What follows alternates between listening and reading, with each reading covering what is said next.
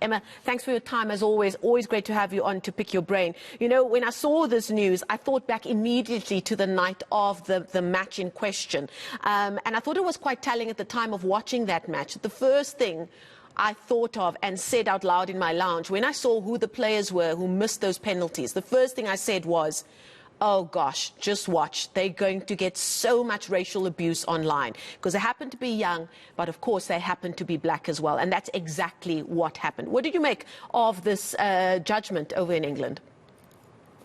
Yeah, well, it's not the first time that we've seen people being jailed in England because of what they would call malicious communications on social media. It's something that's been happening for a long time. I remember when I studied in London and I did a master's at LSE, and I'm talking somewhere 10 years ago now, they were already jailing people because of what they were saying on social media. I remember at the time the Twitter joke trial where somebody had threatened to bomb Robin Hood Airport in York because they had closed because of terrible snow.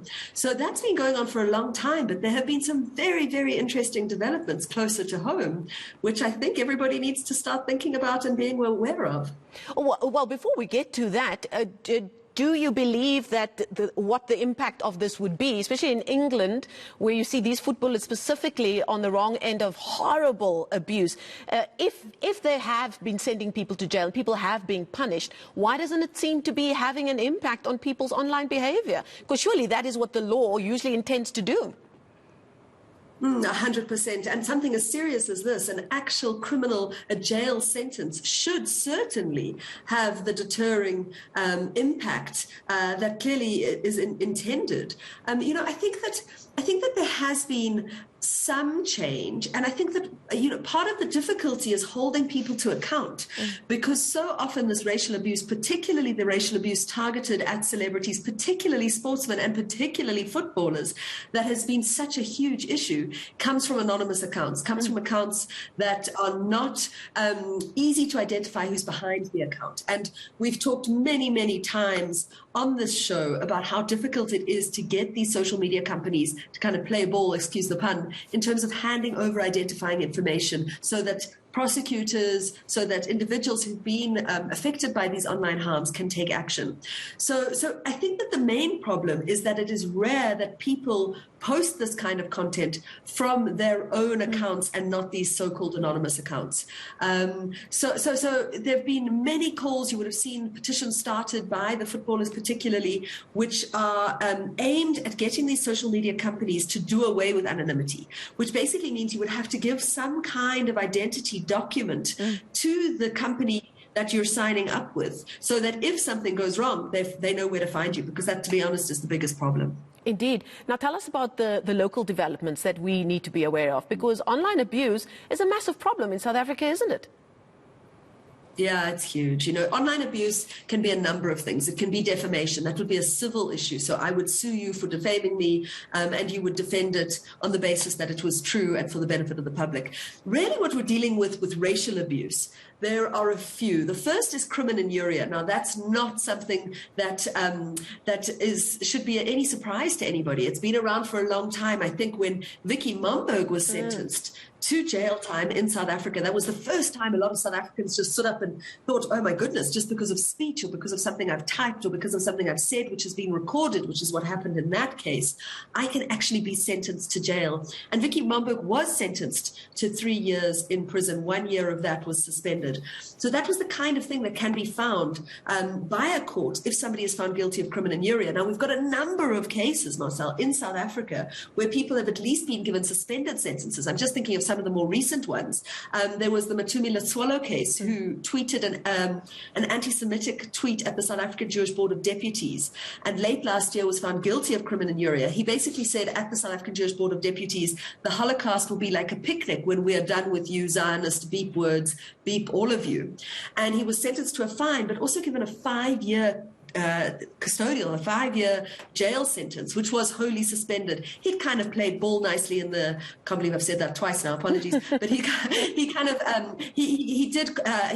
complied with the court process. He pleaded guilty, and so on that basis, the sentence was suspended. We saw Uyanda Mbuli lay criminal charges against Joyce Malamu when she posted on Facebook that Uyanda Mbuli was a stupid beep, and calling on people to find her a blesser, posting her cell phone number. She was found guilty on 2 charges of criminal injuria and sentenced to a suspended prison sentence.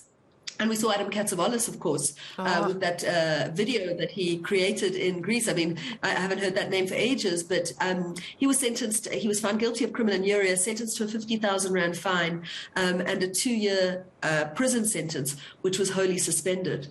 Now, I've been doing a lot of the talking, but I do want to tell you about this very, very interesting new crime, which has just come into force in South Africa, and it's under the Cyber Crimes Act.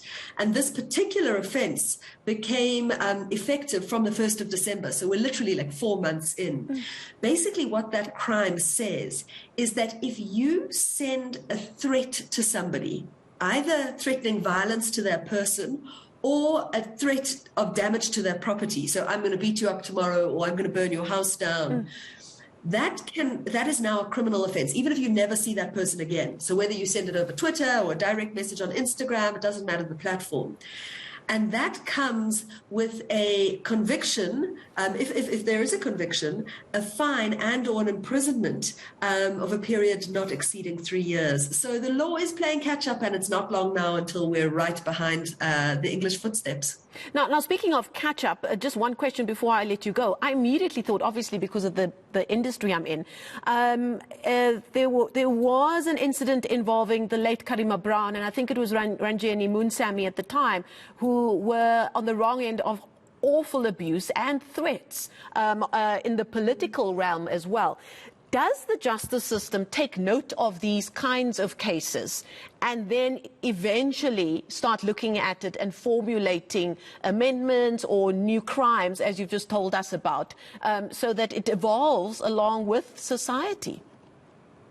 100%. And, you know, we see that in the Cyber Crimes Act. I've told you about the one section of the malicious communications part of the act, which is that if you send a threat, it's a criminal offense, but also specifically incitement, which in the Karima Brown case and I think it was the Ranjeni Munsami case, where there was clear incitement, publishing of private information, what you would call doxing, inciting people to go and cause harm to that person's property or to that person, so it's a violence.